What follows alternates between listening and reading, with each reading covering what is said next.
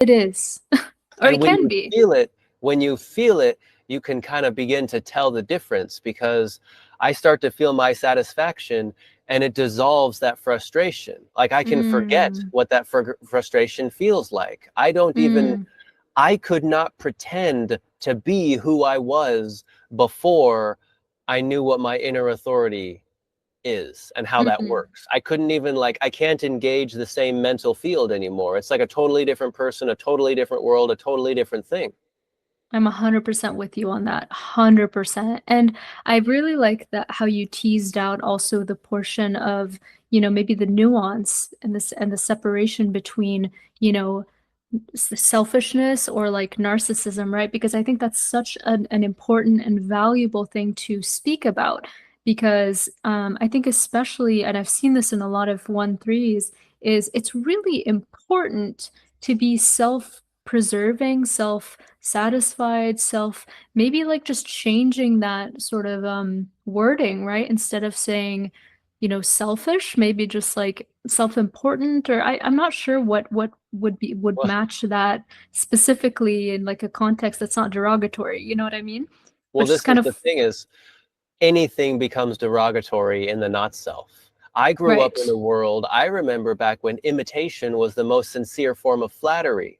And Mm, nowadays in the culture, it's cultural appropriation and how dare you steal from me, yeah. instead of honoring, hey, no, I'm copying you because I think you're smart. I think it's cool. Yeah. I like what you're Yeah. doing and I want to do the Uh, same thing. And so yeah. that's why I've kind of distanced myself a little bit from this notion of, well, this is a good word or this is a bad word. And naturally Mm, I have my own feelings about these things. And so there are some words that I'm not interested in using, and other words yeah. I enjoy more than others. And something about, you mentioned with 1-3s as well. The 1-3 is the most self-centered of all the profiles, because we were first. We were the first human beings in that sense, the first to evolve back when we had nothing. We had no support structures. It was literally Yeah. kill or be killed. And so the 1-3 had to be able to survive that. That makes a lot of sense. I actually didn't know that. Yeah, it came It's from, really, really cool. 1-3, 1-4, 2-4. There's Hmm. this natural stair stepping process upward, and then Very cool. I never looked into that for some reason. That's something that I've mm, never like really dove into. So I'm really glad you mentioned that. Thank you. That's another rabbit hole I'm wanting to go down. yeah, yeah, Very, very interesting fun. stuff. Cool. Yeah, it's Uh, something. Yeah. no, no, go ahead. Go ahead. Oh, I was simply going to say, with human design, it's so fascinating because there is essentially endless mind candy available. That's true. There's only so much that Ra was able to produce in his lifetime. And yet once you've kind of gone off the milk and you're on the meat, as they would say, once you've gone off the word from another and you've started Yes. to live from your own inner authority, you start to Yes. see, well, my outer authority, my words are going to differ from Ra's, and then yours Yes. are going to differ from mine. And since Hmm. I'm no longer caught up in whose outer authority is the best that I can now constrict myself into trying to follow, now that Yes. that is free, no longer occurring, there is inner authority making decisions, and we can share in our outer authority without me trying to criticize and say, oh, you said that wrong, or something Yes. like that. It's like, no, I mean, that's your outer authority. That's your words. I don't care. It's not my business. Who cares? Yeah. This is my Yeah. life and there's your life. And we can live and we can share and co-create without getting caught up in all this stuff that doesn't matter. Yes, and I think that's what I also really appreciate about 1-3s is that like directness and very like brutal honesty in a sense, because it doesn't serve to sort of sugarcoat things in a way. Like it's very refreshing.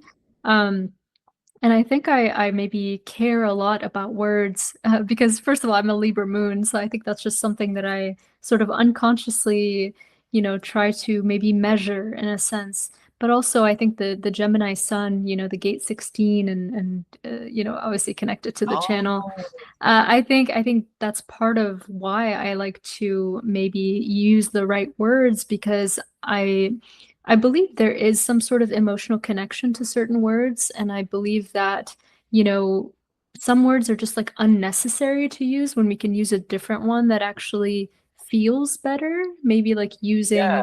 the evolution of the emotional solar plexus as a guide, right? In that sense, Mhm. because we're expanding in all these different ways. And I think because sharing, right, like the throat is the way in which we connect as other beings, like you said, through outer authority.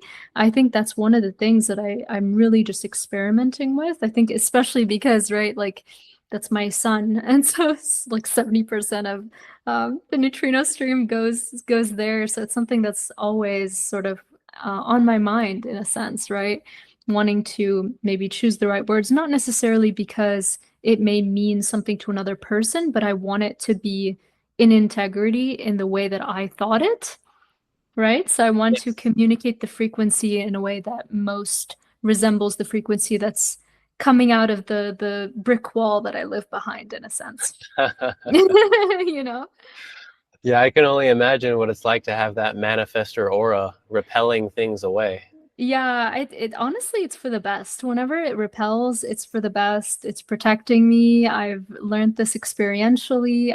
I almost love it because, I used to live in New York City and I'd be walking around and I see this giant circle form around me of just space. I'm like, yeah, I get my own space. Amazing. Like you see people kind of huddled up and it's just me and this giant space around me, like wherever I go. And I'm like, yeah, people know.